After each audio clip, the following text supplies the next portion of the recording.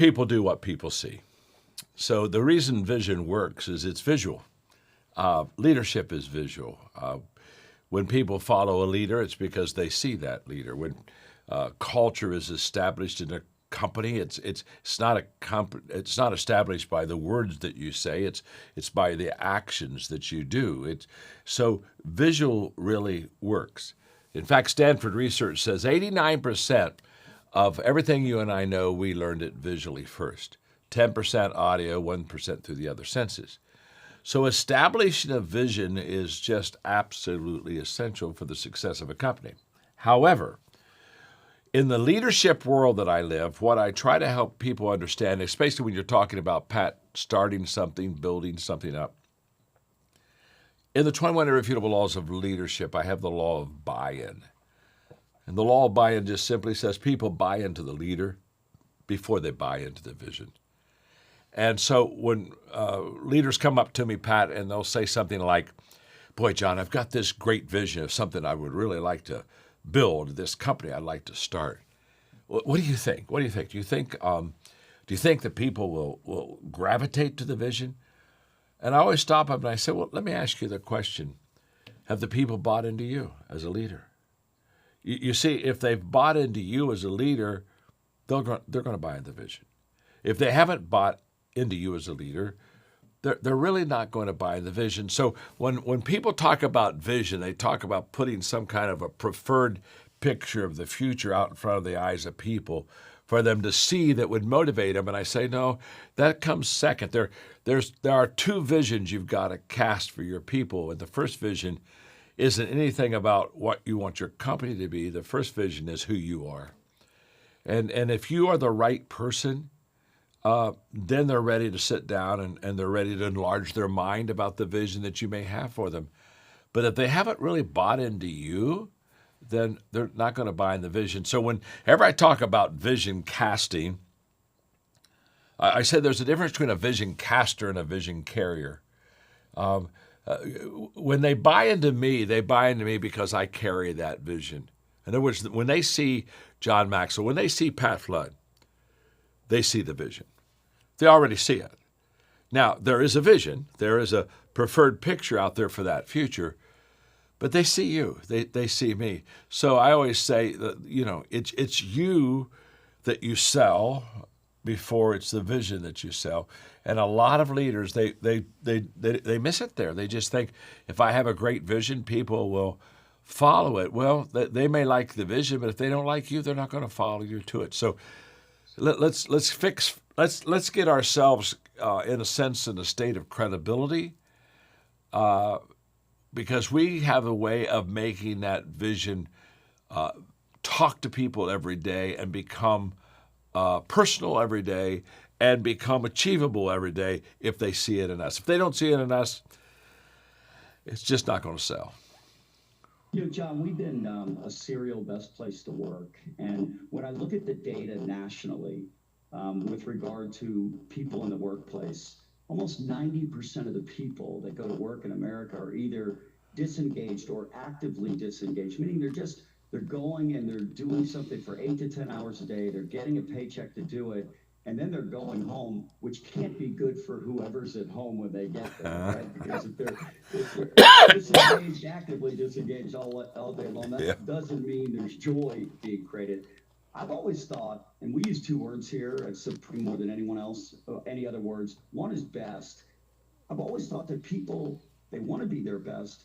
So vision has to enroll them in something that we're all going to try to do together that is going to finish at being the best in whatever it is that we're going to do, whether it's building a church or building a mortgage bank or building a real estate concern.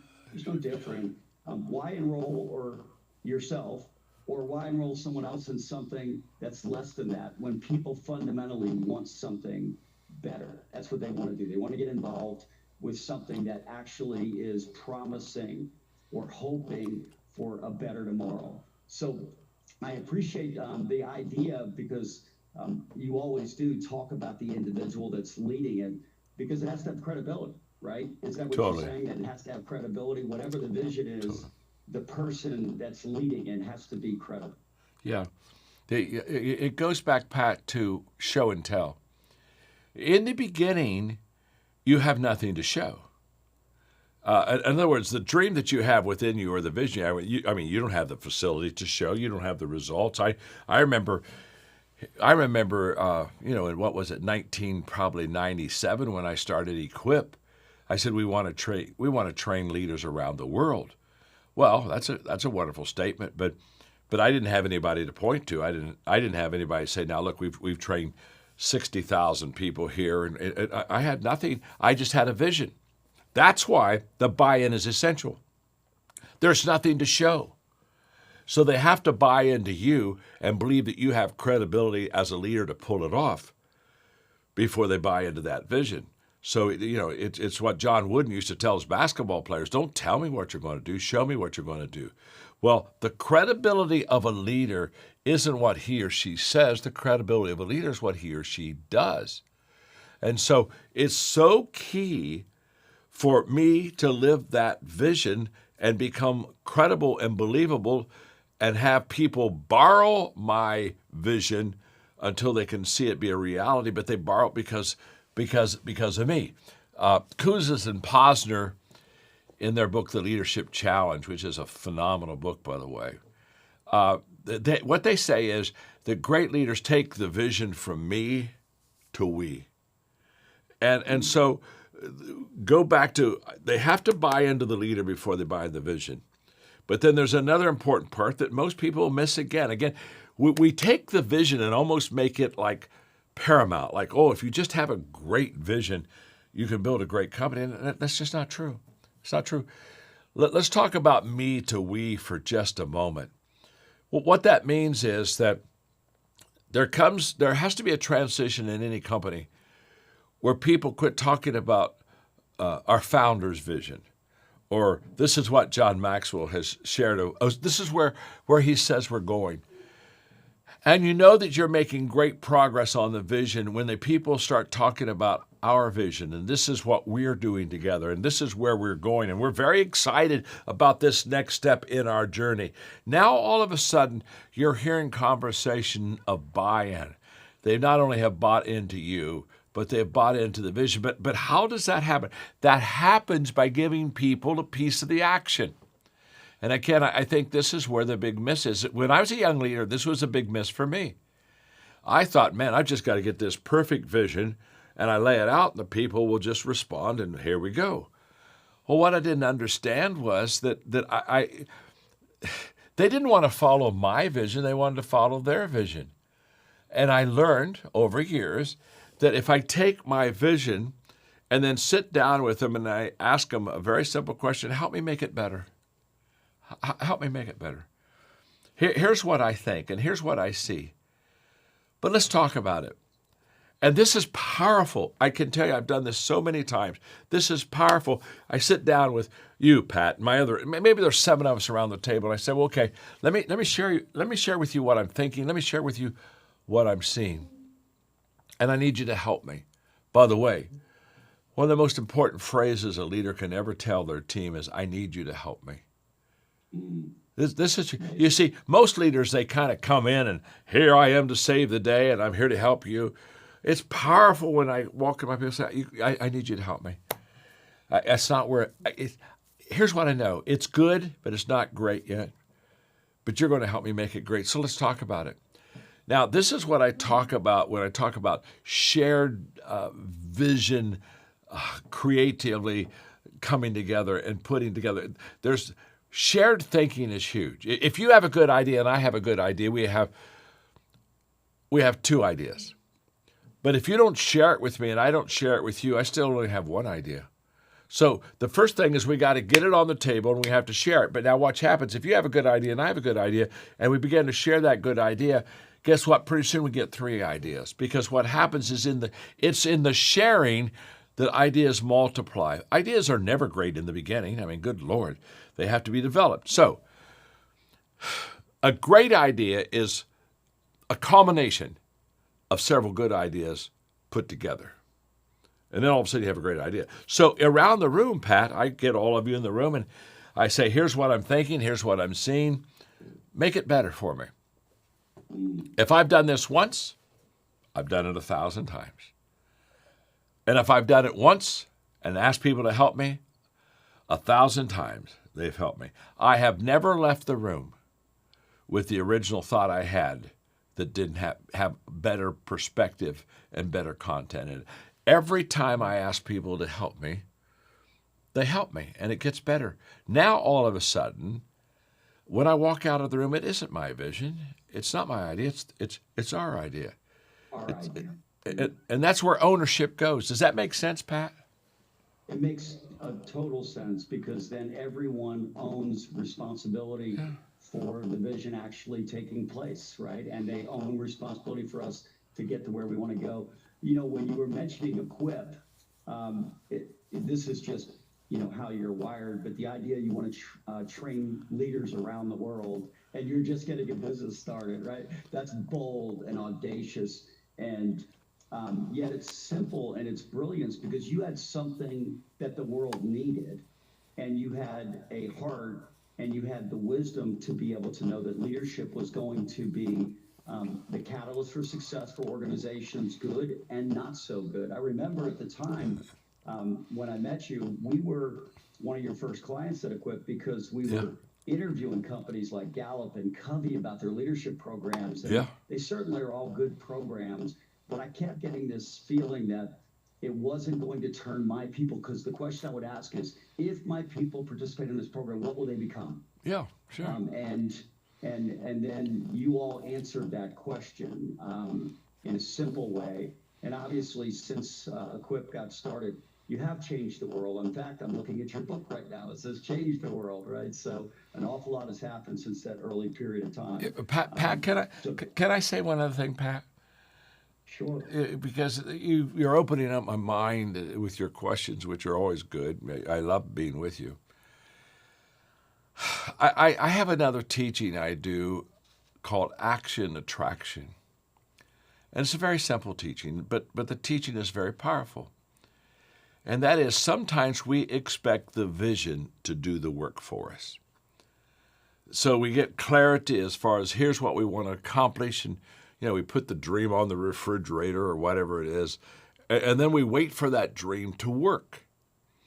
And what people miss is the fact that you have to take action on whatever that vision is. You can't allow the vision to do the work. You have to do the work of the vision. So in Action Attraction, here's what happens. I have to start moving. Now, the challenge for people on vision and movement is the fact that in the beginning, you don't see everything. I'm always very clear to let my people know, here's what I see. But I want you to know what I see isn't the total picture. But the only way I'm going to get the better picture, and the only way I'm going to get the bigger picture, is to start moving. So I move without all the answers. I move without having, quote, perfect planning, but I move. Because here's what happens. When I know who I am and when I know what I want to accomplish and I start moving on that, it's the action, it's the movement that begins to attract people to me. So here's what happens. I start moving, and all of a sudden I attract resources, I attract people, I attract opportunities, all the things that if I stood still and said, boy, I hope this vision becomes true, or boy, I hope this dream becomes a reality in my life. And I always say, well, the dream's free, but the journey isn't. So, so let's get moving here. Let's get moving. And I think so many times we don't move. And people say, well, I don't have all the answers. Well, you'll never move if you have all the answers. Where you find the answer, moving is how you find the answer. So you plan well, you think on the front end. I'm not anti any of that, but you have to move. And all of a sudden, when you start moving, the picture starts open. So when I said, we're going to train 1 million leaders in the world, people said, well, how are you going to do that? Well, I said, now there are 2 or 3 things I know we're going to do. And they looked at me and they said, is that enough? I said, no. I said, it's not enough. But when we start moving, it'll become enough. Because we'll attract more people, we'll attract more trainers, we'll attract more money. It'll all come, but you have to move on the vision. And to kind of just wait for the vision to make your day is a huge mistake. We both know Marcy Fair, and I was at an event with her just last week, and it was for Cares for Kids, and it was a celebratory event about the achievements of her vision, and her vision was really just to help children, right? And they came out to start with, hey, we'd like to help 500 children, and they got moving, and then it got to 5,000.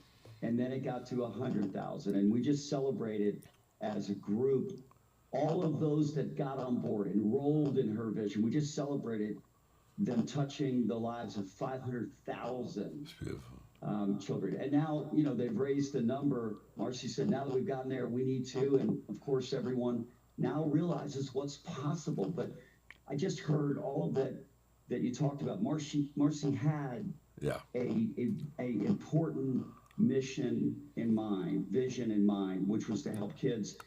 And then she enrolled people in it because of who she is. And then they got moving, and she was just telling the stories of how many different things that have happened since then that they didn't foretell, that they didn't have as a part of their plan, just like you just described, because they were on the move, but they were doing something really exceptional, and that is they were helping children. I think sometimes the vision is about getting something. And what I heard you talk about, the vision for Cook was giving something, giving the world and its leaders better insights about how to do their work better so that they could impact the people that they were actually leading. Marcy, very similar. And it was a blessing last week to be there. I want to ask you about now, so that's where we're going, vision, and it's important. And thank you for your insights on it, because they're, like always, they're just brilliant. I want to talk about mission, because the way we look at it is the vision is where we're going. The mission is kind of how we're going to get there. Like, what is it that's going to get us to that place that we all want to go? And our mission statement at Supreme is really simple, but we think it affects every part of life, which is serving others before self. Because it's our belief, we talked about best, the vision of becoming the best. We believe that if you live a selfless life, if you live a life at home, in the workplace, everywhere, where you're putting other people and their needs in front of your own, and you're it's not natural, but it leads to best. We think it unlocks best. So our mission statement here is serving others before self. Give us your thoughts on mission statements, the how, if you will, the organization will kind of stay centered on its values. Well, they're essential, as you know, and they have different responsibilities. They do two different things for us. I often say that vision, that is the eyes of an organization. That's what we see. I've always felt that mission is the soul of the organization, and I think that it's from the soul that we receive our energy. It's from the soul that we explain and know why we are doing something and why we are so committed to it. I think mission is essential, and here's why. I'm going to use, because I'm a person of faith, and by the way, I loved your Marcy Fair illustration. Her and Brian are great people, and I mean, but there's an example of a lady who said, I want to help kids, and she just started. And if you ask Marcy today, 500,000 kids later, if she ever planned on this, she would say, I planned on helping people. I didn't know I would be able to help that many. And that's the beauty of vision. And when we think of mission,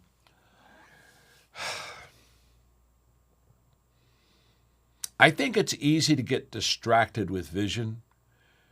I think mission calls for commitment more than vision does. And so I like to see people get to the mission stage of their life, the why that they're doing what they're doing, because I think that is core to the tenacity and the commitment of making sure that mission and vision come to fruition. And so because I'm a person of faith, I can use this illustration. And that is, in the story of Nehemiah when he was building a wall in Jerusalem. And he had distractors. He had people saying, "Hey, you know what I mean? This isn't going to." He had a lot of opposition. Ballot, Tobias. Yeah, hey, you can go teach. I know those guys. Yeah. Pat, yeah. They come and see me often. Do they see you often too? They do, yes. And all they are is distractors. Every time you have a meeting with them, they're going to get you off course. Every time you have a meeting with them, they're going to try to move you off of mission. And I love Nehemiah. They're ready to have their meeting. They're down there on the ground, and they're yelling up to Nehemiah, "Hey, we're ready to have our meeting." And Nehemiah said, "No, you don't understand. I'm building a wall, and I cannot come down." In other words, his mission was so great that it allowed him to override the distractions of other people. Now, this is huge. I hope I can do a good job in the next 3 minutes, because this is going to give the people that are with you in this great time together, this is going to give them some food.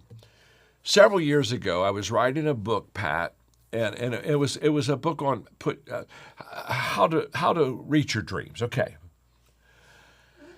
And it was I tried 2 times to write the book, and I both times stopped because it wasn't going where I wanted it to go, which, sometimes that happens when I write. It just isn't what I wanted. And the reason I stopped was because both times is I thought, this is too hypey. This is kind of too rah-rah. And I don't want that to be in my dream book. And so I pulled away. So the third time, I said, I'm going to try it again. But the third time, I found the foundation I needed to build on this book on, and here it is. How many times do we see people with a dream, a mission, a vision? And they get started, and then they stop, and they quit. And you guys say, okay, what happened here? What happened? I mean, was it not a good dream? Was it not a worthy vision? And almost always, yeah, it was a very good dream. It was a very worthy vision. It hit me when I wrote this book. Don't miss this. The more valid reasons I have to achieve a dream, a vision, accomplish a mission, don't miss this. The more valid reasons I have to achieve it, the higher the odds are that I will. And all of a sudden it hit me. If I only have one reason to be on this mission, if I only have one reason to go for that vision, life will knock it out of me. Trust me, it's only a matter of time until they're going to be hollering and saying, come down off the wall. Okay. So how do I keep from being distracted? How do I keep from getting off of the rails when I'm doing something that would really make a difference in people's life? And the answer is very simple. The more reasons I have to accomplish the vision, the more reasons I have to stay on mission, the higher the odds are that I will. So if I only have one, I'll get knocked off. But what happens if I have a half a dozen reasons to get there? Now, all of a sudden, when I start getting knocked around, okay, I lost that one, but I still got 4 other reasons why I need to be doing this. And so what I tell people is, I want the vision to be clear. I want the mission to be in your soul. But let me explain something to you. You better figure out why you want to go there. Because until you figure out why you want to go there and you get some reasons stacked up and lined up, you're going to get off track. You aren't going to make it. So like in that book, Put Your Dream to the Test, I came up with 10 good, valid reasons to achieve your dream. And so, I did it with questions, but I put it in a book. I basically just said, let's go through these, put your dream to the test, put your vision to the test, put your mission to the test. And I found it to be very successful. And in our conversation today, Pat, I'm here to say, I want the vision to be clear. I want the mission to be felt. I got it. But you better figure out how many reasons you've got to get there. Because when people talk to me about the things that I've accomplished in my life, I can give you a half a dozen reasons why I'm on this course. Not just one, not just 2. And so therefore, I'll get a few knocked out of me on the way, but they can't knock all of them out. By the time they knock all 6 or 7 out from under, I'm already there. Today I want to talk to you about one of the attributes and contributions that leaders give other people, and that's what makes leadership so important. I would like to talk to you about the fact that leaders lift others. In other words, wherever you see a leader, the people around that leader will always go to higher ground. My friend Johnny Cash, in our time of mentoring and just talking together, constantly brings up to me in my mentoring time with him, John, I have a great desire to help other people and I want to make their lives better for them. And he works really hard at that. And it's one of the things I greatly appreciate about him. Every time I look into his heart is to lift up other leaders. Now, we've heard the expression that it's lonely at the top. But I've always said that a good leader never says that, because think about it for a moment. If you're at the top all by yourself, you didn't lift anybody. You didn't bring anybody to the top with you. In fact, if you're only at the top by yourself, you're really not a leader. Honestly, you're just a hiker. Leaders lift other people. Recently, I was doing a lesson on fulfillment, because there are so many people, instead of living a fulfilling life, they lead and live an empty life. And I was trying to distinguish the difference between what is emptiness in a person's life and what makes them feel empty, and what is fulfilling in a person's life and what brings great joy and fulfillment to them. In that lesson, I was talking about that people that live a fulfilling life, they value people and they add value to those people. Now, that's what I'm talking about when I'm saying lifting others. If you as a leader value people and you add value to people, trust me, my friend, without any doubt, you will lift other people. I have spent my life doing that exact thing. In fact, the other day I had someone come and ask me, tell me, they said, a little bit about your journey. How did this happen that you began to be what I would call a leader that lifted other people?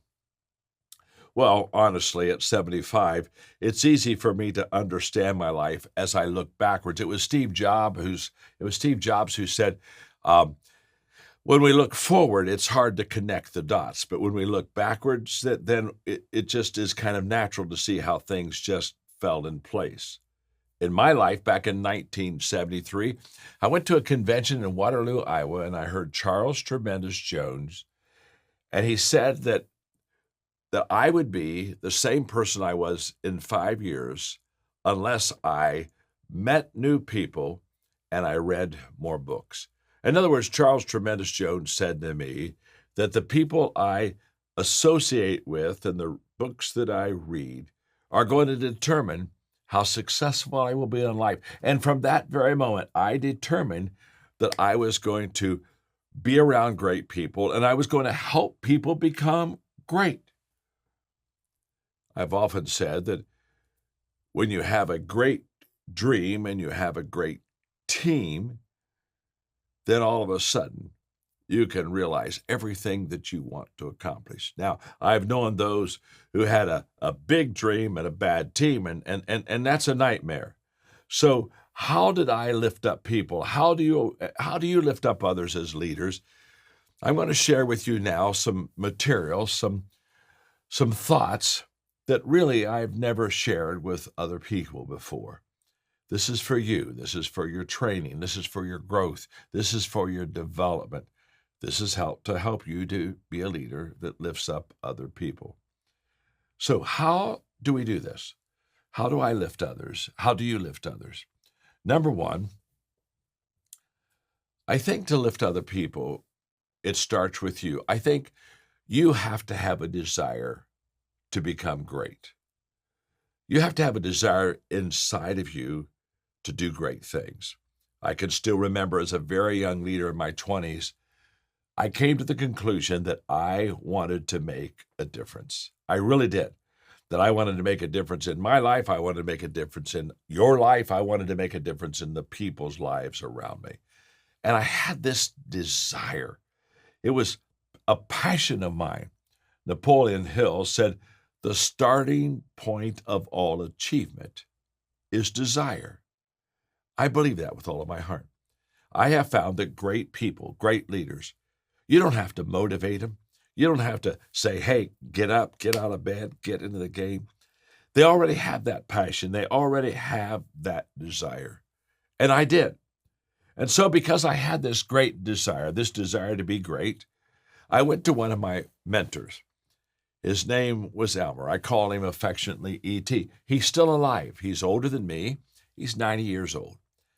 But he has been a friend and a mentor for many, many years of my life. And so I'm very, very young. I'm in my 20s, and I go to E.T. and I ask him, how do I become great? What he said to me that day was life-changing. And for, 50 years of my life, I've been following those words. Here's what he said. If you want to become great, go to great events. Seek out great people. Ask great questions. Read great books. Find great mentors. And then he said, above all, attempt to do great things. When E.T. told me that 50 years ago, I marked those words. I said, that's exactly what I'm going to do. I'm going to go to great events. I'm going to seek out great people. I'm going to ask great questions. I'm going to read great books. I'm going to find great mentors in my life, and I'm going to attempt to do great things. If you want to lift others, the first thing you want to do is just have a desire inside of you to be great. The second characteristic I think that you need to possess is you need to do what my mentor Elmer Towns told me to do as a very young leader. Go to where great people go. Wow. I have discovered that this is the secret to having a faster pace on my success journey. My mama used to talk to me and say, John, birds of a feather flock together. Average people hang with average people. People that are successful hang with people that are successful. My father knew that. And as I was growing up, he took time to introduce me to great people. Wow. I was in the 7th grade when he took me to meet his long-distance mentor himself, Norman Vincent Peale, who wrote the great book, The Power of Positive Thinking. In Columbus, Ohio, 7th grader, I met Norman Vincent Peale. When I was in the 11th grade, I met E. Stanley Jones, another great man, a great missionary, a friend of Gandhi's, a man that influenced the world, a great writer. Elmer Towns, my mentor, said and taught me at a young age what he called the hot poker principle. The hot poker principle is just very simple. If you have a fire in the fireplace, if you put the poker in the fire or by the fire, it's only a matter of time till it gets hot. If you remove the poker away from the fire, it's only a matter of time till it gets cold. And Elmer said, John, get around hot people, get around great people so you can stay hot, so you can stay passionate. That's exactly what I have done. When I was in my late 20s, I wrote a lesson that has been life-changing for many people about how to create a growth environment. In it, I just simply say, listen carefully, a growth environment is a place where others are ahead of you, where you're continually challenged, where your focus is forward, where the atmosphere is affirming, where you're often out of your comfort zone, where you wake up excited, where failure is not your enemy, where others are growing, where people desire change, and where growth is modeled and expected. Those are the 10 things that make a great growth environment. The other day, when I was preparing this lesson for you, I was looking at those characteristics of a growth environment, and all of a sudden it hit me. 5 of the 10 very essential items to have a growth environment in your life are having great people around you. Others are ahead of you. The atmosphere is affirming. Others are growing. People desire change. Growth is modeled and expected. 5 out of the 10 are specifically about great people. Mark Cole, the CEO of my companies, calls it the power of proximity. He talks about the fact that if you really want to do something great, you've got to be around great people, because there is a contagiousness that happens when you're around those type of people. And so I've looked at myself and I've asked myself many times, how did I become great? And I'd have to say, without any doubt, I not only had a desire to be great, but I put myself around great people. And again, that's what's so exciting to me about this program, because you're in these lessons, you're going to be exposed to great people who have great ideas and great thinking that can really help you to become great. In my early years, when I was very young, inexperienced, and not known at all as a leader, my mentors were my books. Back then, we didn't have all the incredible technology that you have today. But I was mentored from afar by books or by tapes that I could listen to. So, if you really want to lift others up, you have to have a desire to be great, and you have to go where the great people go. Where are the great people? Thirdly, if you really want to be great and be a leader that can lift others, you have to do what great people do. Again, many times we look at great people and we say, wow, I would like to have that title. I'd like to have that position. I'd like to have that money. I'd like to have that influence. And we don't realize that all those things that we want are a result of what great people do every day. The things that we don't even see, the behind the scenes, the hidden disciplines that keep people doing the great things every day so that their greatness shows when they're out in public. A book that I grew up on and was mentored on was Stephen Covey's book, The 7 Habits of Highly Successful People. And when people talk to me about doing what great people do, I say, go to that book. And I would suggest you need, if you haven't, you need to read that book. And if you have read the book, you need to practice the 7 habits that Stephen Covey talks about, the things that you have to do to be great. What did he say? He said, number 1, be proactive. In other words, take action. There is no success, none, without action. Nobody ever reflected their way to success. Nobody ever thought their way to success. Nobody ever hoped their way to success. No one with good intentions ever had success. It takes action. Action is always associated with success. Be proactive. Number 2, begin with the end in mind. This is all about intentionality. This is all about seeing the big picture. This is all about don't do something stupid today that'll mess up the long-term journey of your life. Everything that you do, look at your dream, look at your goal, do everything with the end in mind. The third thing that Stephen Covey suggests that we do is to put first things first. In other words, prioritize your life. All leaders know activity is not necessarily accomplishment. I know a lot of busy, hardworking people that are not successful at all. So what we have to do is we have to say, what's the most important? Put first things first. Don't put first things last. Hey, put last things last. Put first things first. Number 4, Stephen Covey says, think win-win. I have lived my life following that principle. If I'm going to work with you, I'm going to ask myself a simple question. What is the win for you and what's the win for me? I never get into any relationship where I win and you're going to lose. Or I'm not going to get in a relationship where you're going to win and I'm going to lose. No, I'm going to get into a relationship where together we both are better. Together, we both win. The fifth thing that Stephen Covey talked about that was so effective is he said, seek first to understand, then to be understood. He talked about listening. He talked about caring for people in such a way that you allow them to tell their story. and you listen and care and are attentively drawing their story out.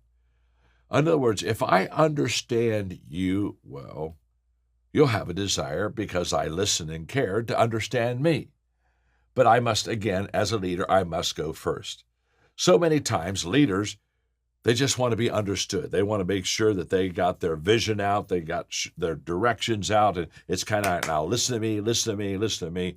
But if you really want to lift others and you really want to grow in this area, you don't start with yourself. You start with your people and say, okay, tell me your story. What are your dreams? What is it in your life that you would really like to do that would make a difference in people's life? I love those words. Seek first to understand, then to be understood. The sixth thing that Stephen Covey talks about that is so important for us to, again, be leaders who do what great people do is he talks about synergizing. And if you really read the chapter, it's really about teamwork. It's about coming together. It's what Mother Teresa said when she said, you can do things I cannot do. I can do things you cannot do, and together we can do great things. Synergizing means that we come together as a team. One is too small of a number to achieve greatness. When we synergize, we lead people in a desired vision, but we do it together as a team. The last thing that Stephen Covey said is sharpen the saw. In other words, develop yourself personally. When he said sharpen the saw, he's talking about cutting down trees, and you all know that if I don't stop long enough to sharpen the saw, if it's not the best instrument I can possibly use to cut that lumber, it's not going to cut very well. And so we have to constantly keep sharp. We have to constantly grow. We have to constantly learn. We have to constantly improve our life. Okay, we're talking about how do we become leaders that lift others? And we've talked about so far three things. We've talked about how important it is for us to have a desire to be great. We have talked about go where great people go, and then do what great people do. Now I'm going to talk to you about number 4. Be unforgettable. Be unforgettable. My friend Jack Welch used to talk about getting out of the people pile. You see, in every organization, there are just a lot of people. So how do you and I distinguish ourselves? I mean, how do we get out of the people pile until they see us and they notice us? And what I want to share with you today is something that's very important, and it's just life-changing. If you want to get out of the people pile, just commit your life to living a life beyond expectations. I want you to exceed expectations. I want you to set your bar, your personal bar, your productivity bar, your life conduct bar. I want you to set it high. You see, only 15% of the people in life even meet expectations. So this people pile, it's just got a whole bunch of people that are just average. And 15% exceed expectations or meet expectations. And of those 15% that meet expectations, only 2% exceed expectations. So I want to encourage you in your life to live a life that says, I exceed the expectations of other people around me. In fact, the way I look at it is this. When I'm getting ready to speak for a company, I do a pre-conference call, and one of the questions I ask them is, what are your expectations of me? What do you want to see happen when I come and speak for you? And they tell me, and I write it down. Now, when they give that to me, I look at what I wrote down, and those expectations they have of me, that's not my ceiling. That's my floor. I stand on that. I make sure that's going to be done. Now I ask myself the question, how am I going to exceed expectations? How am I going to be so unforgettable that I'm irreplaceable. And they look and they say, I got to have John back because he truly does make a difference in my life. How am I going to do that? Let's review just for a second. For me to be a leader that can lift other people, I have to have a great desire to be great. I have to go where great people go, do what great people do. I have to be unforgettable, exceed those expectations. And number 5, I have to be greater on the inside than I am on the outside. Wow, this is huge. You see, when we look at successful people, what we normally do is we see what they have accomplished, the tangible things on the outside. But I am here to tell you that greatness begins on the inside first. My wonderful friend, Truett Cathy, was the founder of Chick-fil-A, this incredible, best company to work for in America restaurant chain. When Chick-fil-A was just kind of starting to get momentum, the people around him said, we need to get bigger, we need to get bigger. And Truett Cathy said, no. He said, we need to get better.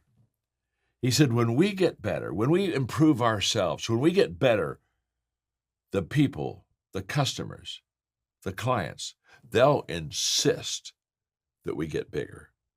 Our job is to be big on the inside. Our job is to be greater on the inside than we are on the outside. And so what does that mean? Well, that means that I'll be different than most people. For example, many people live a life of scarcity. I live a life of abundance. Most people, in relationships with others, they either take the low road or the middle road. They either kind of, well, if you'll treat me good, I treat you good. You treat me bad, I'll treat you bad. I take the high road. You see, I take the road where if you treat me bad, I'll still treat you good. I will always be bigger in my spirit and my attitude than you. Trust me. I was talking about high road the other day, and a person came up to me at the conference and said, the high road is a toll road, but the price is worth it. When they said that to me, I thought how true that is. I am always going to treat people better than they treat me. I'm always going to live a life of abundance, not scarcity. And I'm going to choose sowing over reaping. I'm always going to sow seeds of goodness into people's life. You see, most people, they get up and they look at life in that day and they say, I wonder what life is going to bring to me today. I wonder what it's going to give me. I wonder what I'm going to get out of life. That's how they think. I never think about reaping. I always think about sowing. In fact, the success of my day is determined by the seeds I sow, not by the harvest that I want to reap. So I'm going to constantly do more for others than they do for myself. I'm going to constantly be greater on the inside than I'm on the outside. Now I'm preparing you. All the things I've given you, I'm preparing you to lift other people. So number 6, live out your great vision. Now, what I mean by living out your great vision, it's one thing to tell others about your vision, but it's another thing to show others your vision. When I tell you my vision, I'm a vision caster. But when I show you my vision, I become a vision character. And when I can show and tell my vision, I become what I call a vision champion. And great people are attracted by great success. So my credibility as a leader isn't what I say I can do, it's what I actually do. So what I do is I bring people with me. The people that I'm mentoring, the people that I'm leading and lifting, I take them with me. I take them with me to have leadership experiences. I say, come and be with me and watch this and observe this. This begins absolutely life-changing. When a person sees the vision that you have created, They buy into it so quickly because now they get to be a participant of that vision. Now I get to the very essence of this lesson. If you want to lift others, you've got to develop great people. When people ask me at 75, what is the number one reason for my success? It's very obvious. I have developed great people in my life. And there are two principles for developing great people. And those two principles are, number one, growth requires people development.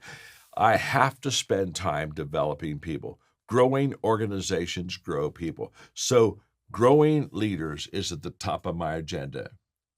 And personal development, my own personal growth, precedes the development of others. Here we go, perspective principles. How we view things is how we do things. I'll give you probably maybe 3 now, and then tomorrow I'm going to give you 8, okay? So I think there are about 11 perspective principles. So don't miss what I'm going to give you tomorrow, but I'm going to give you 3 right now. Number 1, everything worthwhile is uphill. If you've heard me do any teaching at all, because I wrote a book called Intentional Living, you've watched me use the visualization of everything is worthwhile, it's uphill, and I put my arm in the air, and I just basically say, up at the top are my dreams, my hopes, my ambitions, my desires. Everything good, it's up there. It's not down here. I got to climb to get it. Now, when I say everything worthwhile is uphill, let me tell you the difference between in average times and in crisis times. In average times, everything worthwhile is uphill. And during times of crisis,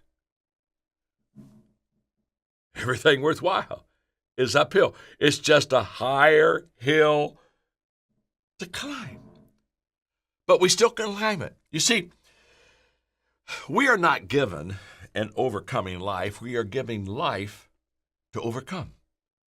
There's a world of difference. I'm not entitled to winning. I'm not entitled to have an overcoming life, but I am entitled to having a life of which I can choose to be an overcomer. You see, there's a wrong perspective, and the wrong perspective is that life should be easy. I'm telling you, my name is John, I'm your friend. Life's not easy. It's all uphill. Always has been, always will be. The problem is we have uphill hopes, we have downhill habits. And downhill isn't going to get us where we want to get. So, I could give you all kind of examples. People hear me speak. I'm talking to you now. And people say, John, you're a terrific communicator. Well, I wasn't always a terrific communicator. This wasn't easy. First of all, let me give you perspective. I've spoken 12,000 times. Talk to me for a moment. If you speak 12,000 times and you don't become a great communicator, you chose the wrong field. 12,000 times. It's uphill all the way. The first time I spoke, it was terrible. Spoke for 55 minutes. I bored everybody. In fact, I went back the next year and apologized to the people that I had bored, and then I realized none of those people would ever come back to hear me the second time because I was so bad the first time. I wasn't any good. I wish you could have seen me then. If you could have seen me when I started, every one of you would be greatly encouraged. What am I saying? I'm saying very simply that it took a great amount of time, effort, energy, focus, concentration, commitment to become a great communicator. It's all uphill. Writing, it wasn't easy.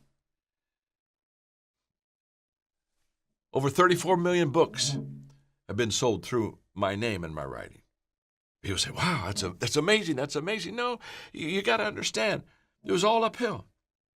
My first book, Think on These Things, I talked about a little bit ago, 100 pages, 33 chapters. Do the math. That's 3 pages per chapter. It took me a year to write the book. I wasn't any good at it.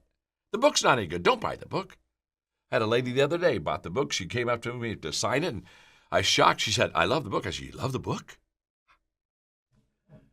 Why do you love that book? She said, I love the short chapters. She said, how did you ever think of writing short chapters? I said, lady, I wasn't any good. I ran out of gas after 3 pages. In fact, some of those chapters are 2 pages too long. It literally took me 5 books to learn how to write. Literally. And I took writing courses. I had writing mentoring.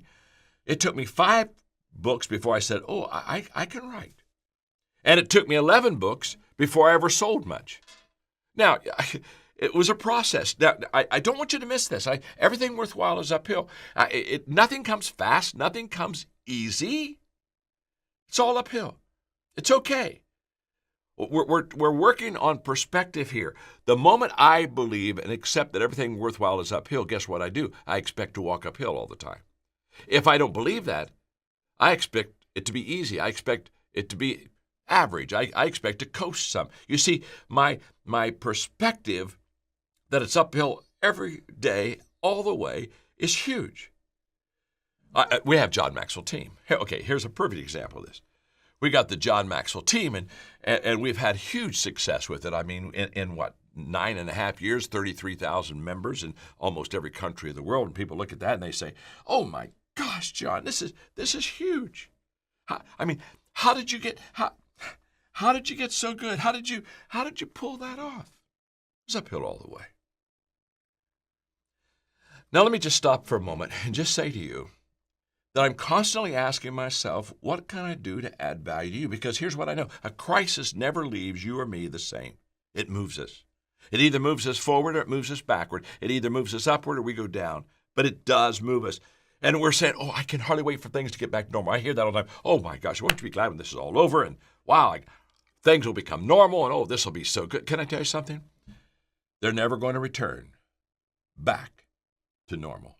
Not the normal that you and I know. Trust me. There's never going to be that normal again. It's just like 9/11. After 9/11, we didn't go back to normal. I mean, every day almost I'm reminded of 9/11 through something that you or I have to do just because of safety precautions. So Max Dupree, when he said the first responsibility of a leader is to define reality, the reality is very simple, and that is that normal is gone and there's going to be massive change. Well, if the first responsibility for me is to define reality to you, my second responsibility for you is to help you make positive changes. Huge. And how do we do that? Well, I've been through a lot of changes. I've been through a lot of crisis. I'm 73. So in the 60s, I saw the assassination of some of our great leaders, John Kennedy, Bobby Kennedy, Martin Luther King. In the 70s, it was Vietnam and the incredible bitter taste that we had over political manipulation. In the 80s, we had AIDS, that for 2 years we were just trying to identify a virus, and we also had economic recession back then. In the 1990s, remember Enron and corporate undoing, and we were just kind of had lost our way ethically in that whole process. 9/11, of course, and then the 2008 recession. Now, here's what I want you to know. When things get out of control, what leaders do is they try to help people get back into control of their lives. And how do I do that? As a leader, how do I help you get back into control of your life? Well, you can control your own personal decisions. And a decision that I would hope that you would make during this crisis is a decision to personally develop and grow yourself. You see, the only guarantee that tomorrow is going to be better than today is the fact that I'm growing and I'm developing myself. I'm 73, but I'm so excited about my future because to me, I'm continually learning, I'm continually growing. There is no finish line in my life. And so how do we continue to grow? How do we continue improving ourselves? After the 2008 financial recession, I began to ask myself, how do I help other people? And I came to the conclusion back then that I was going to start the John Maxwell Team. I didn't need another business. I already was quite successful in life. I had basically everything I wanted in my life. But I said, what would happen if I took people that wanted to better themselves? What would happen if I took people who wanted to better themselves? And what they need is they need good training. They need some people to good mentoring. And then what they need is somebody to put their good housekeeping seal of approval on them and say, hey, look, this person's a good person, and give them an opportunity and give them a chance. So that's why I started the John Maxwell Team.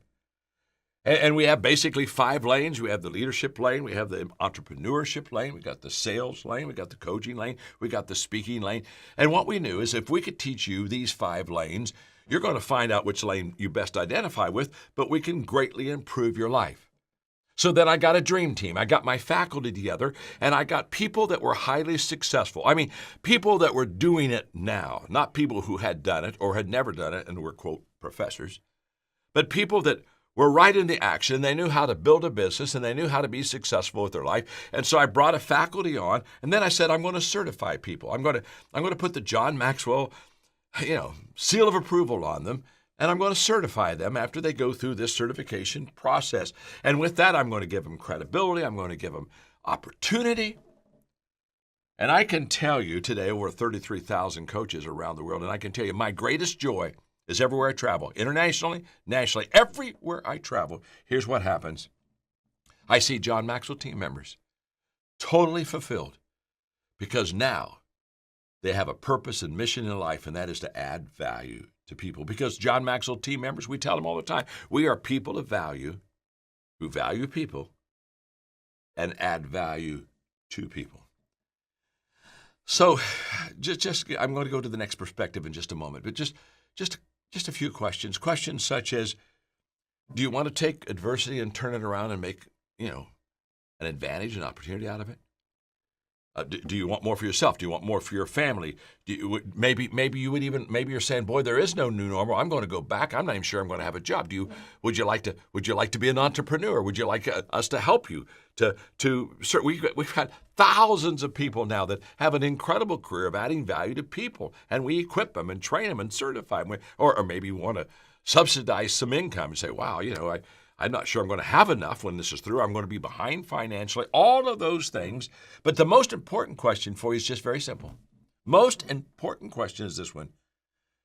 Would you like to be part of a community that's making a positive difference in the lives of other people? That's the question. If that question resonates with your heart, and by the way, a whole bunch of you're already doing great things. You don't need to be part of a John Maxwell. This is just for the few who say, "Wow, yeah, I'd like to be part of a community that's making a positive difference." If that's where you are, I just say to you, I want you to stand on my shoulders. I'll walk alongside of you. I'll certify you. I'll do everything I can to add value to you. And if the answer is yes, then I would just encourage you to think about becoming a part of the team. Now, I'm getting ready to go to that second perspective, which is huge. But now all of a sudden, as I'm thinking about becoming a part of team, Mark, I'm going to need you to help me for a moment.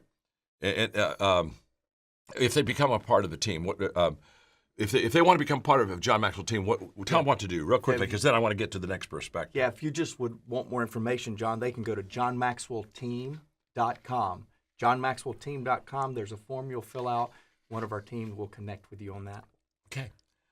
Again, it's just for people that would like to be part of that community. I just love you all, team members, non-team members. In fact, what was great is the John Maxwell team said, let's make your talks, John, available to everybody so that they can get the advantages of adversity. So perspective number one, we've already got that one down. And it's a huge perspective. Don't miss it. Everything worthwhile, what is uphill? Number two, the second perspective is there's always an answer. There just is. There is always an answer. I have a wonderful friend, Larry Stockstill. I was casting vision to about 5,000 leaders in a conference. It was a big vision. It was about community and country transformation. In fact, I was challenging these leaders to help me literally go and teach good values in different countries. We've had incredible opportunities. We are now in 3, getting ready to go in countries 4 and 5, going in by the invitations of the president of those countries to teach transformation through what we call round tables, transformation tables, teaching values. And it's a pretty exciting opportunity. So I cast this vision. Larry Stockstill came up to me afterwards, and he looked at me and he said, John, the answer is yes. And I said, okay, Larry, good. That's good. What do you mean by yes? He said, well, the answer is yes. Whatever you need from me, whatever you want from me, the answer is yes. I'm going to give it to you because I love your vision. I love your leadership. I believe in what you're doing. The answer is yes. And then he looked at me and said, John, I live on the other side of yes. And when he made that statement, I thought, wow, I love that statement. And that's what I want for me. That's what I want for you. And what I want you to understand in this crisis time is that there's an answer. We will find a way out. We will find a way through. There's an answer.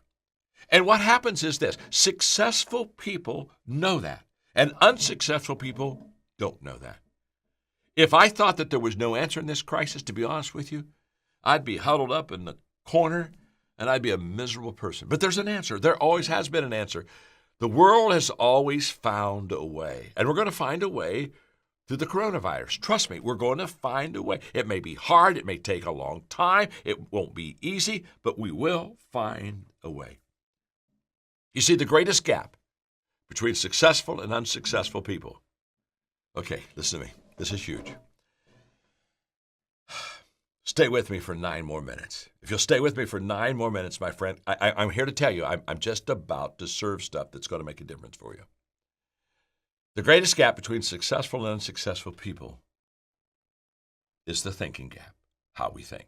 I'm not talking about intellect. I'm not talking about IQ. I'm talking about successful people think differently than unsuccessful people. I'm going to give you an example right now. Successful people in every difficult situation believe there's always an answer, and people that don't do well in a crisis believe that there's not an answer.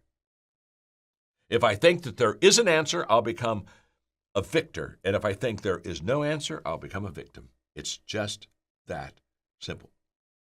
My father's 98, and he's an incredible inspiration to me.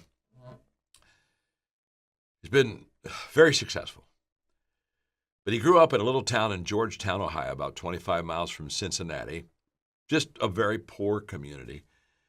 And as he was growing up, he said, John, all of us were poor except for 3 families, and the 3 families that were not poor, he said, I had the privilege, because he was a hardworking kid, that I would leave school and I would do errands for those 3 families. And so I got to know them all. And he said, I came to the conclusion by the time I was a junior in high school, the only difference between the 3 successful families and the rest of us is that they thought differently.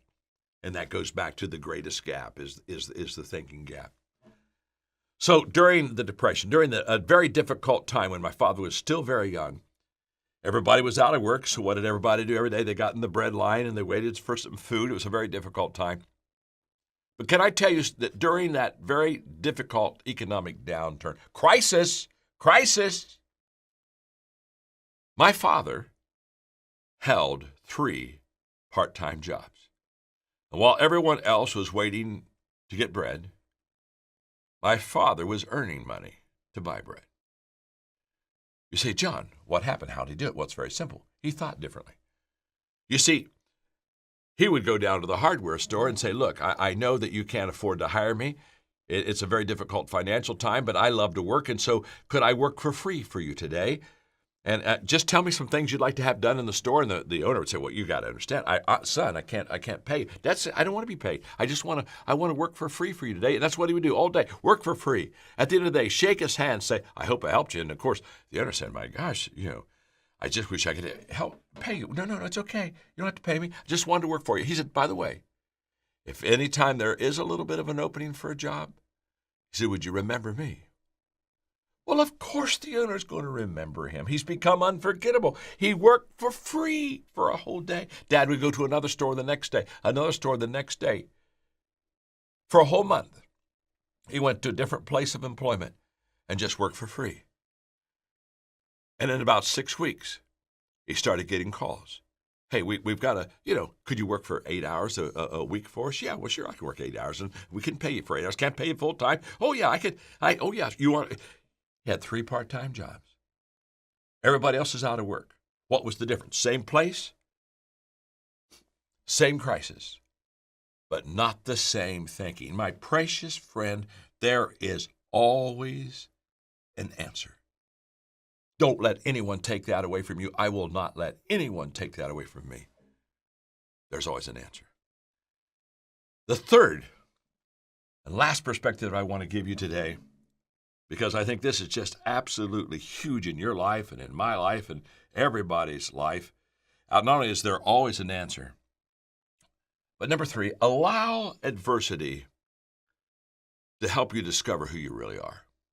Because adversity will move us. It'll move us. And sometimes we need to be moved to find our niche, okay? Now, I'm going to give you a real corny, cute story. This is just as corny as can be, so just hang with me for a minute. But I'm talking about allowing adversity to help you to discover who you really are. It's the kid who was playing baseball just by himself in his backyard. His mom was looking out the window, and, he's a typical kid throwing the ball up and then swinging the bat. And so when he saw his mom looking out, he looked at his mom and said, "Mom," I am the greatest hitter in the world. He threw the ball up, and he missed the ball, and he said, "Strike one." He wasn't discouraged, picked the ball back up, threw it up the second time. Strike two. Mom's kind of look at him, he swung twice, he hadn't got a hit yet, and he said, "It's okay, Mom, I'm the greatest hitter in the world. I only need one strike. I'm the greatest hitter in the world." And this time he threw the ball up, swung as hard as he could, missed the whole ball, but he swung so hard he's now on the ground. His mom's kind of feeling a little bit bad for, quote, the greatest hitter in the world who just struck out. And she said, "Honey," she said, "I'm so sorry." He said, "Oh, no, don't be sorry, Mommy. It's okay. Listen, I've discovered something. I just struck out the greatest hitter in the world. I am the greatest pitcher in the world." I love that story. It's corny. But I give you that story because, my friend, some of us need to be moved. And when we get moved, we're going to get moved to the place where we really should be. Two quick personal examples. Most of you know that I started my career off as a pastor, had a degree in psychology, counseling. And so I did a lot of counseling for the first couple years. It was kind of expected of me, but there was a problem. The problem was I wasn't good at it. I don't have the patience. I don't have the mercy gifts. I lack all the qualities of a good counselor. And so people would come to counseling with me, but it was wearing me out and it was wearing them out. And I really wasn't that good. In fact, after about 2 years of doing something I wasn't really good at, I'll never forget, I just said, I'm not good at this. I came to the bottom, okay? I came to the bottom and said, I'm never going to be good at counseling. And so I remember doing my little small country congregation. I one Sunday announced, I'm not going to be doing any more counseling. And that's when the lights all came on, because those farmers, they just started clapping. They started clapping and said, "Oh, he's finally realized he's not any good at that." And I wasn't any good at it. Now, through my not being any good and failure in counseling, within about 6 months, I began to, instead of counseling, working on the weaknesses of people, I began to focus on the strengths of people, what they did well to make them better. And immediately I found that I'm a terrible counselor, but I'm a fabulous equipper. If I wouldn't have been bad in counseling, I'd have never become an equipper. I had to get bad in something to move me to get good in something else. And for many of you, that's what this crisis is going to do. It's going to move you to higher ground. Last story. At 51, 22 years ago, I had a heart attack. And in that heart attack was literally at a Christmas Eve party with our companies. When I was battling for my life for a couple of hours there, it was pretty tough. You know you're not in good shape when they bring you in and you have one doctor, and about an hour and a half later you got 5 doctors in the room. And it wasn't going very well. I needed to have a heart cath. I was in the wrong hospital. It's a long story. I don't want to go into it, but here's what you got to catch. Here's what I don't want you to miss. Don't miss this. Okay? In this incredible crisis of my life and death crisis that I had, when I came out of it and I came through of it, it made me such a better man. You say, "Okay, John, what happened? What was that turn in your life?" The turn was very simple. I felt that my life was spared because my calling was important. And all of a sudden, it raised the stature of that calling, and it raised the stature of what I was doing. The calling got bigger, and I determined to get better. And I can say in the last 22 years of my life, they've been the best 22 years of my life. In fact, I would say the last year of my life has been the best year of my life. I'm 73, and I'm still going up. But it was that crisis. It was the fact that I came out of that and said to myself, I'm here for a purpose. I'm here for a reason. The calling is bigger. I've got to get better. So moving on to number 8, where developing others to do it. And John talks about, that's really about sharing and teaching other people to do that, and sharing the vision with your teams in such a way that they feel like, you can't, if you're teaching it and developing others to do it, then that means they have to catch it and see it and almost climb inside and feel what you feel so that that vision is transferred. And so I'm curious for you. I mean, we talk about the 6 Types of Working Genius book. We've talked about that before. And the person who is a vision caster and helping get the team on board, if you haven't read the book, we've talked about it before on the podcast, that's a galvanizer, right? That's getting everybody on board. So I'm curious for you, Mark, are you a leader who is that one of your working geniuses? Can you clearly cast the vision? And then how does a leader who's listening in, who maybe isn't a galvanizer, isn't really one who can clearly cast the vision, how do you practice? If you've got this big dream, if you are now at step 8, how do you learn or practice clearly casting the vision? Well, I think it's a little bit of this story I just gave you, Tracy. You got to look for ways to teach it, and you got to look for ways to teach it when you're not lecturing or when you're not condescending. And for me, I've figured out that as the parent of a 17-year-old, soon to be, my daughter is now finished with her junior year. She's not a senior yet. That's a big argument in our home. Just a sidebar. She thinks that when she's done with a junior, she's a senior. I think that on day 1 of school, after the bell rings, if she's in her seat, then now she's a senior. It's a very dysfunctional conversation, but it's one that's very close to me. So I'm going to use my podcast platform to convince my daughter, and I'm just teasing. But one of the things that I have found at this stage in Macy's life is telling her what to do or even giving her context is not working as effectively as seeing myself almost as a mentor to her.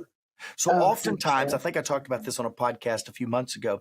Oftentimes now I ask Macy, what do you think should be the decision here? And what do you think the consequences of that decision would be? I've changed it a little bit.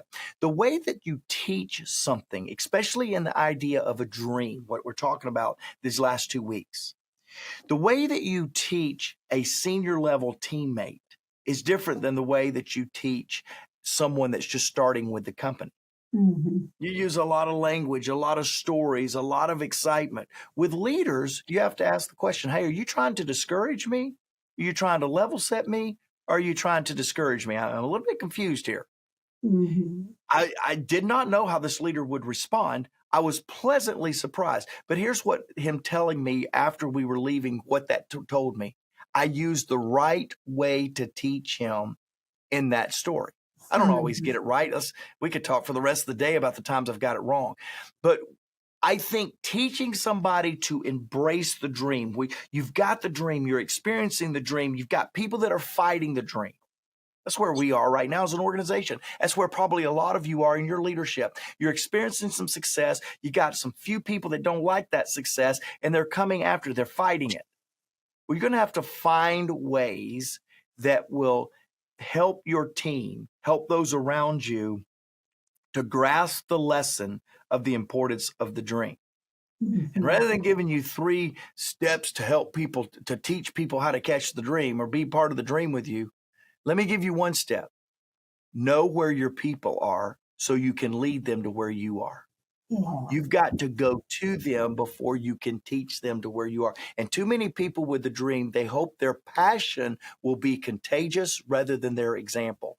And I'm just going to tell you, your example is more contagious than your passion. Yes, that is so good. I'm writing that down. Passion versus example. And boy, is that true. Now, it would be wonderful if you have passion as you are living out your example. Absolutely. Exactly. let me just say that if you are just drudging along, giving your example, that's not really all that contagious. Absolutely. But I just think of when you're casting a vision, is it visual? Is it you're painting a picture for them of this is where we're going when you're painting the dream and teaching them the brand new vision. And what I'm hearing you say is it's different for new team members versus old team members when you are casting a vision. it's different. It's not the same. It's not a one size fits all for your team. So it's knowing your team members is really important. And I've seen that in leadership, to be totally honest. I have been on the receiving end of people, of a leader casting a vision and just really missing the pulse because they didn't do a good job casting the vision or connecting with the people. So when they went to cast the vision, they didn't know what language to use to meet the people they were sharing it with because there was such a disconnect in relationship. Right. So what does it all come back to? Relationship. That's a big, important piece. If you're going to move forward with someone, with a team of people, in order to put this dream into play with a team of people, you need to know your people, whether they're newbies or they've been with you for years and years and years. John gave me on that point. John gave me a point to use with some of my leadership a few weeks ago. He said, Mark, I want you to go talk to your leaders and I want you to say this, or he recommended it. He didn't say, I want you to do it. He recommended it. He said, and I tried this, tell me where you are so that I can lead you where I need you to go. Now, it was on a particular subject. We were wrestling with it, and there was this huge disconnect. What was interesting is two things happened with that statement. One is I gave them a chance to show me, let me hear, let it be revealed where they were. That's always a good thing as a leader, know where your people are. But number two, it let them know very clearly we're not on the same page. Mm-hmm. And John was using the point that as leaders, sometimes we're the umpire. We call the balls and strikes. And there's half the crowd that's watching the game that disagrees with the call. It was too close to the strike zone for it to be a ball. And there's a bunch of people watching that's a fan of the batting team that says, man, that was a close call, but that umpire got it right. That was a ball. Mm-hmm. It's that borderline call. And yet at the end of the day, who make the call? The referee. Not the batter, not the pitcher, not the fans, not whatever fan side of the fans you are. The umpire had to make a call. In leadership, sometimes you have to call the balls and strikes. Mm-hmm. Well, what I did with that question that said, hey, tell me where you are, where I can get you where I need you to be. I gave them a chance to say, hey, how do you see this situation? What are you seeing? But by the way, you're seeing it differently than me. And I got to get you to where I am, not stay where you are. Mm-hmm. So it was a statement to let someone reveal where they are. It was a statement that said, we're not on the same page. But here's the third thing. It was a statement that says, you need to get to where I am because I'm the guy that's calling the balls and strikes here. Yeah. Not in an egotistical way. Just somebody's got to call the balls and strikes. And this particular day, it's my turn. If we can teach you how to lead at Zifra and we can get you up to a 7 or an 8, if you're an 8, what do you track some 8s? You see, the better leader you are, the better people you attract. The higher you go, the more you attract people that have already gone high. The more successful you are, the more that you attract successful people. This is huge. People want to be on a winning team. They want to be with somebody that's successful. So when you're successful, you begin to bring around and attract to yourself really successful people. Number 3, take action. This is what I call action attraction. In other words, there's something about when somebody is moving forward that it's that movement that people say, oh, she's going somewhere. He's going somewhere. Where are they going? I wonder if I could go with them. I wonder if I could join their team. You see, what leaders do is they not only know the way, they show the way. In other words, they basically look at the people around them and say, I'm going to climb this mountain. Do you want to climb this mountain with me? I'm going to be successful in Zifra. Do you want to be successful with me? I'm going to go to the top. Do you want to go to the top?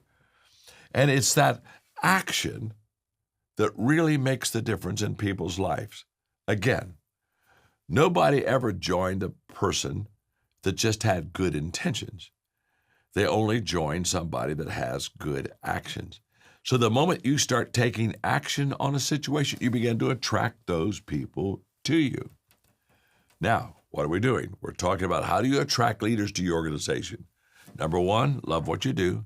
That gives you passion. Number 2, be successful. That draws the best people to you. Number 3, take action. Now all of a sudden you're creating movement. Number 4, have a big vision. You see, the size of the vision that you have determines the size of the person that you attract. If you have a small vision, you attract small people. If you have an average vision, you attract average people. If you have a big vision, you attract big people. I know this because for 50 plus years I've been leading. Many years ago, I gave a vision that was just amazing. I looked at a small group of leaders and said, let's train 1 million leaders around the world. Now, when I gave that vision, there were only about, maybe 1,000, 1,200 people that were following me in this vision of training leaders. Just a handful of people. But the moment that I gave them what I called the million leader mandate, it brought the best out of people. Let me say this. When you get a big vision for people, it draws the bigness out of it. When you give the best vision, it draws the best out of people. And immediately they said, let's do it. And literally, hang on, in 7 years, we had trained 1 million people around the world. And then I said, let's train people in every country. And the vision got big again. And in another 7 years, we had literally trained 5 million people in every country of the world. What was it? A big vision. It draws big people. And finally, if you really want to attract great leaders to your organization, you need to lift your leadership lid. And what I mean by that is very simple. You need to become a better leader. The reason I teach leadership around the world and have for so many years is because when I was in my 20s, I became totally convinced that everything rises and falls on leadership. I was so convinced of it, I said, that's my calling. Here's the good news.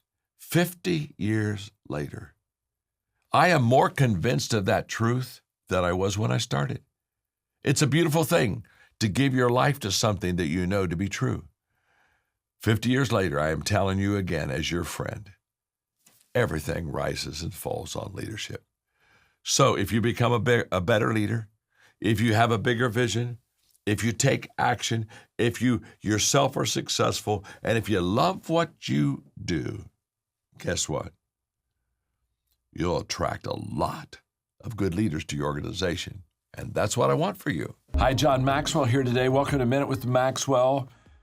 A person that has greatly influenced my life was Bill Bright. For many, many years, he was the founder, CEO, leader of Campus Crusade. And he has now passed on. But I spent many good days with him. And the word that I want to use on Minute with Maxwell in regards to Bill Bright is the word vision. For 25 years, I was a pastor. I lived in San Diego some of those years. And at that time, Campus Crusade for Christ headquarters was up in Arrowhead Springs, about 2 hours north of San Diego. And Bill Bright became a mentor to me, a great influencer in my life. And we were, as a pastor, we were going through a major relocation, about $45 million. And I was working hard, and I just got a little tired. And so I called and asked if I could come up and spend some time with him. He said, certainly. So I went up, and we sat for a couple of hours that morning, and I shared with him the load I was carrying and the $45 million building project. And he was just listening, so kind. And when we were done, he prayed with me and said, let's have lunch. We had lunch. When we were done, he said, John, he said, do you have another hour? I want to show you a project I'm working on. I said, of course. And we sat down that day, and he showed me the Jesus film. Now, this was before it became a worldwide evangelism phenomena. Literally, it was just being birthed, and they were just getting ready to launch this incredible project. And he shared with me, he said, John, I'm going to be able to share faith with the whole world. And I'll never forget, at that moment I realized how big his vision was. And my $45 million building project was so small compared to him. Now, let me just say something about big people. When you're with big people, they make you feel bigger. I never felt small with Bill Bright, even though his vision was much, much bigger than my vision. because he loved me and he believed in me. But that 2-hour drive from Arrowhead Springs to San Diego that day, trust me, I realized that I had been again one more time influenced by a person that saw more than I saw, and they saw before I saw. Wow. I will always be indebted for the man who taught me how to think bigger than I never thought before. Bill Bright was his name. Vision is what he taught me. And I'm glad today you're with me on Minute with Max. Thought number 4 that'll take you to the top. Success lies in forming the habit of doing things that failures don't like to do. That is a fact.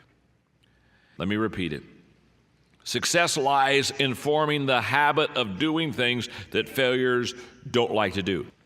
In other words, one of the greatest differences between successful people and unsuccessful people is in their habits. That's why I have in your notes, when you do the things that you ought to do when you ought to do them, the day will come when you will do the things that you want to do when you want to do them. I have a statement that I make many times in leadership conferences. The secret of your success is discovered in your daily agenda. You can go to the bank on that. 2 more thoughts. Thought number 5, what lies behind us and what lies before us are tiny matters compared to what lies within us. Emerson said, what lies behind you, what lies before you are tiny matters compared to what lies within you. So the question is not what big problem do you have in your life, what big issue do you have to solve in your life. The question is, what have you got on the inside? 2 thoughts. Roberta Flack was exactly right when she said the situation you live in doesn't have to live in you. 2nd thought. Maintaining the right attitude is easier than regaining. Just keep your maintenance of your attitude up, because if you lose it, it's hard to get it back. Isn't that true? Haven't we all lost it? Your attitude is so key, and here's why. An attitude is an outward expression of an inward feeling. That's what an attitude is. I wrote a book in 1986 called The Winning Attitude. You can tell a person whether they have a bad attitude or good attitude sometimes without them ever talking to you. Isn't that true? You know what your attitude is? Your attitude always goes before you. Let's review, because the 6th thought is a very important one. I want to get to it in a moment. Number 1, it's what you learn after you know it all that counts. Number 2, don't let anyone steal your dream. Number 3, you can spend your life any way you want, but you can only spend it once. Number 4, success lies in forming the habit of doing things that failures don't like to do. 5, what lies behind us and what lies before us are tiny matters compared to what lies within us. Thought number 6, your greatest achievements are those that benefit others. That's why Henry Van Dyke said, there is a loftier ambition than merely to stand high in the world. It is to stoop down and lift mankind a little higher. It is true, the greatest achievements you and I will ever have are those that benefit others. The other day I was at lunch. People were talking about significance and they were talking about success. And all of a sudden it just came to my heart and mind. I mean, I knew that I had the difference, and for the first time clearly articulated. I said, success comes when we add value to ourselves, but significant comes when we add value to others. You see, both of them add value, but one is singular and the other is plural. One is inward, the other is outward. And I think that statement that I've made, that the greatest achievements that we're ever going to have are those that benefit others, is a true statement. The Ecclesiastes writer said, 2 are better than 1 because they have a good return for their work. If one falls down, his friend can help him up, but pity the man who falls who has no one to help him up. J.A. Holmes said, it is well to remember that the entire population of the universe, with one trifling exception, is composed of others. So what do I believe about teamwork and what do I believe about partnerships? Number 1, leaders lead for the benefit of others. That's why you lead. If you're a leader, you lead for the benefit of others. You lead to add value to their life. The quote, true leadership must be for the benefit of the followers, not for the enrichment of the leaders. Anytime the benefit is for the leaders more than the followers, the leaders are now beginning to manipulate their followers. Number 2, partnership purifies our motives. When we partner with somebody else to give them the credit, it purifies why we're in that business. John Bunyan said, you have not lived today until you have done something for someone who can never repay you. I promise you, that will purify your motive. Number 3, proximity is not necessarily unity. Billy Graham said, our world has become a neighborhood without becoming a brotherhood. Number 4, my highest value is the value I bring to others. 2 quotes, one by Red Auerbach, who for many, many years, general manager of very successful Boston Celtics. He said, one person seeking glory doesn't accomplish much. Everything we've done has been the result of people working together to meet our common goals. Bill Russell, who for many years was the anchor on the Boston Celtics team, said, the most important measurement of how good a game I played was how much better I made my teammates play. Isn't that a great way to look at yourself? Thought number 5 in the area of teamwork and partnership. Great achievements are a result of teamwork and partnerships. Woodrow Wilson, past president of the United States, said, we should not only use all the brains we have, but all that we can borrow. Lyndon Johnson, another past president, said, there are no problems we cannot solve together and very few that we can solve by ourselves. One more thought, number 6. Lasting achievements are a result of teamwork, or they're a result of partnerships. Harvey Firestone said, it's only as we develop others that we permanently succeed. I love that quote. And Andrew Carnegie on his tombstone has this written, here lies a man who knew how to enlist the service of better men than himself. I have committed my life to partnership. I've committed my life to teamwork. Everything I do now has value for others. In other words, there's a multiplication whenever we team up. We're here to complete one another, not compete with one another. We're here to add value. It is true, we are our brother's keeper. Pour your life into others and add value to them. Come not to be served, but to serve.